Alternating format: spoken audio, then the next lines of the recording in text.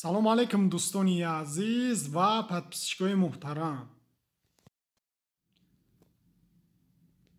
1000 рубли русӣ ба 153 сомон баробар шуд. имрӯз 31 марти соли 2022. ҳозир бошад. 1000 рубли русӣ ба 153 сомон баробар шуд.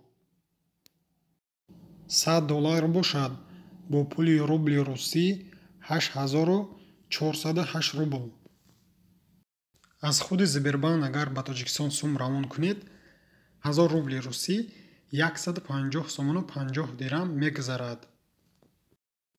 аз приложение осон ба Тоҷикистон яъне пул равон кунед, 1000 рубли русӣ 149 сомон дар карта мегузарад ва 1% комиссия мегиранд. 100 доллар бошад 1291 сомон.